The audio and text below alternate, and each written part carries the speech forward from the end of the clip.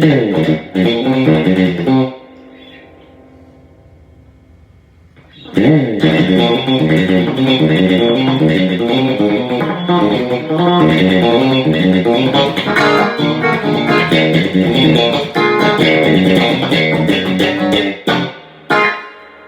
Ray Vaughan was really good. What's up, gals and guys? This is Josh, and you're watching Guitars Ruin Lives. And I'm here to talk to you for real about the Ibanez RG550. What is it? Why does it matter? Why is it so iconic? Why are they all broken in the back? And why are they so amazing? Try to be succinct about this. 1987, Ibanez has been in existence for a long time, owned by the Hoshino Gakki company. And I actually don't know if that's true. Okay, anyway, they've been around a long time, and they've taken this Spanish-sounding name so they can sound legitimate, because if you want to be a legitimate guitar company, you need to sound Spanish. So these, Japanese investors and guitar builders thought. And so that was their name, and they had made their name by doing American things better than Americans with their Les Paul copies, their famous lawsuit guitars, subjects for another video, and their Stratocaster copies. They got sued, they tweaked them, they made things like the Blazer, which is, of course, just unequivocally the greatest guitar of all time. It's a Strat, but they changed it enough, and thus started the whole glut of Strat copies that now many companies do nothing but copy Fender, and they make a fine living at it, and they don't get sued. It's crazy. But at a certain point, they had to make their own name, and they had been doing original things. They had the musician in the studio. They had players like Steve Miller and Bobby Weir. They had people doing stuff like that. But 87, of course, they had their moment with Steve Vai. Watch 30 years of the Ibanez Gem guitar. If you haven't, Steve can tell you all about it. And when it came out, they staked the whole company on this. They had to retool. I mean, you got to think about this. A company is building things not only that they've never built, but that have never been built before. They're having to change their manufacturing. They're having to change, make new machines to make new machines. They literally staked the whole company on this. It was either going to work or it was going to break them. Now that's based on my opinion, but you look at the history of it and there's no way that's not true. Well, it worked. They had the Gem, they had Steve Vai, and they had the RG550, which was also known as the poor man's Gem. So what does this not have that a Gem has? A few things, but it's basically the same guitar. Of course, the obvious is the Gem has your handle, your monkey grip, and it has your Lions something, can't remember, where you can pull up the bar real high. The Gem has this scalloped 22nd through 24th frets, or 21st through 24th, but it's put together the same way. The Gem had a slightly thicker neck. The Gem had an alder body instead of a basswood body, etc., etc. But this is turning into a video on the Gem. The point is, Ibanez RG550 was one of the first very, very successful, arguably the first super successful super Strat guitar. Not going to get into trying to define a super Strat, but it's kind of like some things where you know it when you see it. So this is a super Strat, iconic. It has an incredibly thick, that's not true, incredibly thin neck, okay? So we're just seeing, I'm not a tiny person, but that should be the test from now on, right there, that's it. Incredibly thin neck, double locking tremolo system that works. Steve Vai still uses this system to this day after 78 years, I think it is now. And yeah, it just doesn't get any better in a tremolo system. I'm gonna walk you through it and show you that it's not just for shred. Of course, it's gonna look ridiculous if you're playing in a, gospel band or something, but people do that too because it is a working person's guitar. That's what it was always designed to be, while looking cool and contemporary and relevant in 1987. And lo and behold, because all these shred kids, and because everything comes back, not just shred kids, but sneaker kids wearing crazy 80s colors and everything else, they're back. And this is, I'm happy to say, a very early one, 1990. Because of the serial number, maybe you can read that. It was once Coral Mist Metallic, which is this amazing color in here. I lost the guitar, meaning traded it off, and it came back at a certain point, refinished in Desert Sun Yellow. The dude did a good job, so I'm not too upset, and it was banged up before, so we had good reason to do it, but my dream, if anybody can make this true, is can somebody remove the Desert Sun Yellow finish from this guitar while leaving the coral mist metallic, even if beat up, intact. That's what I want. So let's hear the thing. Humbucker, single humbucker, something we completely take for granted as a very usable, sensible option on guitars, was not available in any mass-produced way before the RG550. Somebody tell me if I'm wrong on that. This is the neck humbucker. I'm clean into my Ampeg reverb rocket. 2x12, 50-watt amplifier. This is E flat and the strings are dead, just for your reference.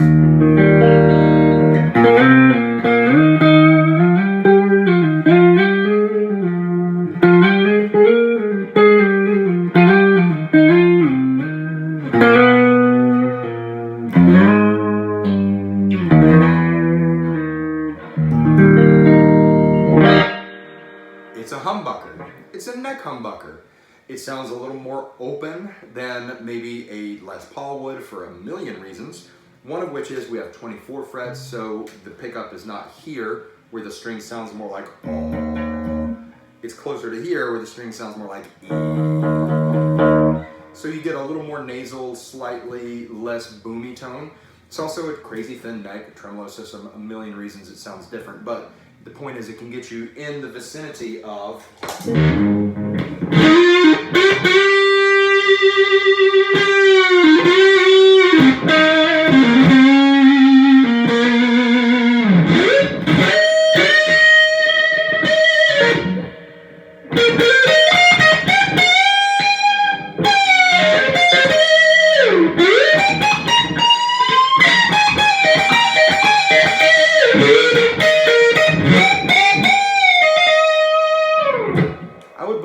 sustain more on the dead strings than on the guitar, although it's not going to sustain like a Les Paul. It's not built for that. We're going to go all the way to the bridge pickup. You know what they do.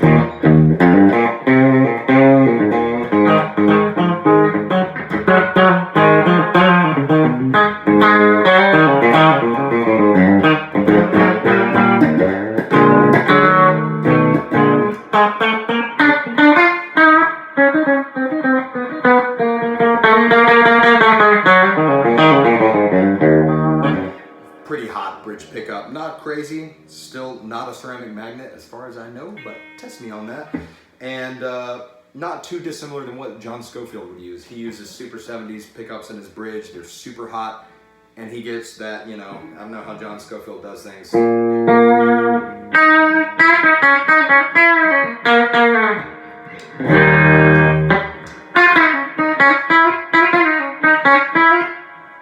You can be SCO, or you can do this, you know, you can, like I did there before, you know.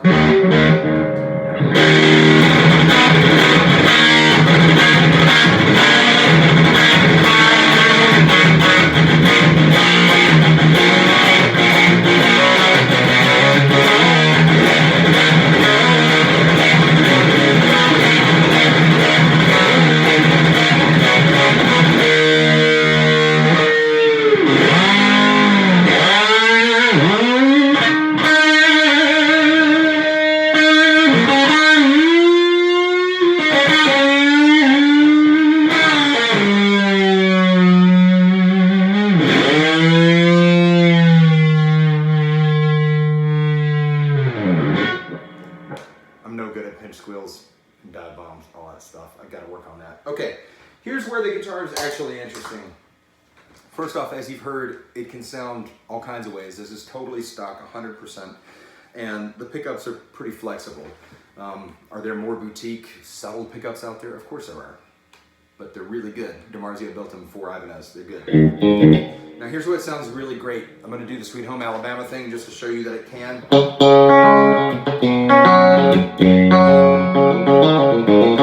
I feel like the open G string is the test of a second position sound in a Strat style guitar. It has that little bit of natural compression on it.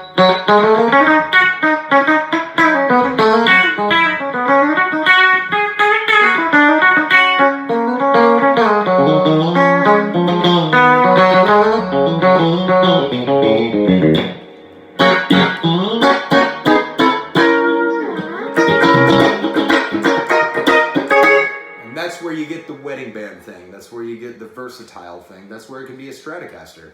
It can sound very, very much like a Stratocaster.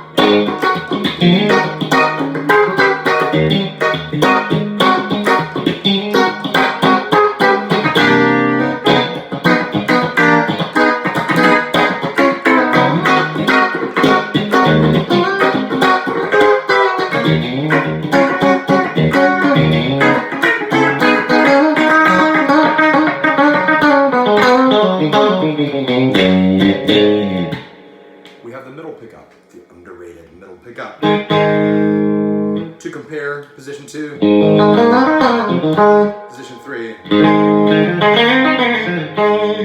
Get a lot of the same characteristics without all the quack.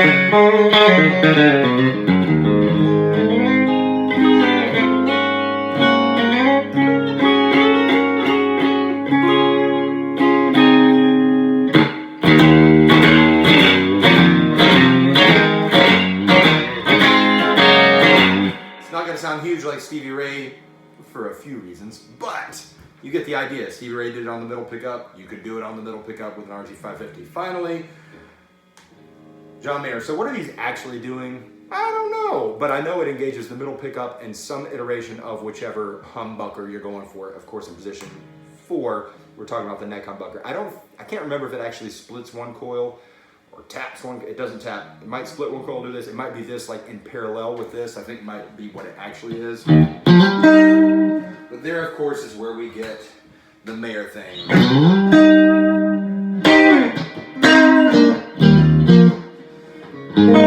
There it is. I'm gonna learn this one day.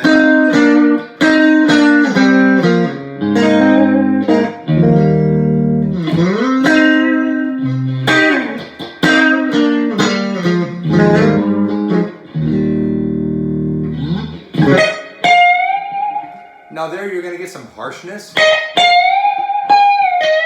and a little bit of a lack of body. You're not going to have the same body that you would get out of a true Stratocaster in that position.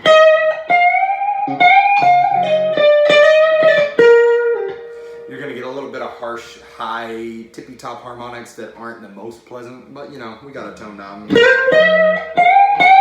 Or rather...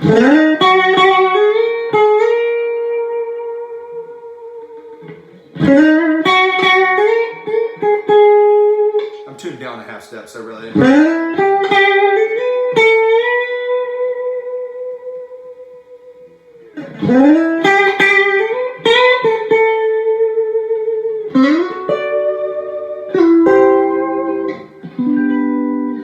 That's just purty. Now, I need an ending. How can I end this thing? Let's go back to what I was doing in the beginning and talk about Stevie Ray Vaughan. Can't play like him, right? It's easy to play the notes. Easy.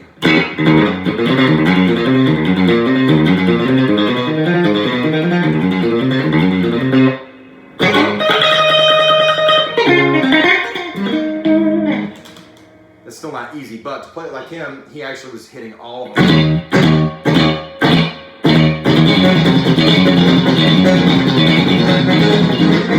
And that's where it really gets hard because I got to play the A string, but I'm still hitting the stuff, so that means I've got to mute here.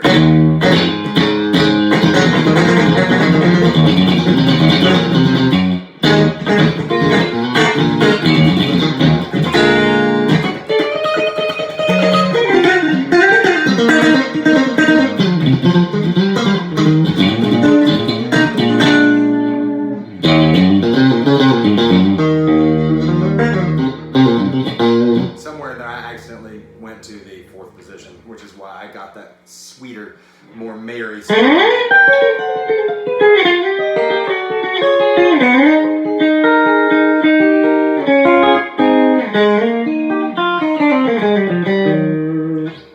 Now you notice I did a whole run through of the iconic RG550 without one true dive bomb. So let's just try right quick to give you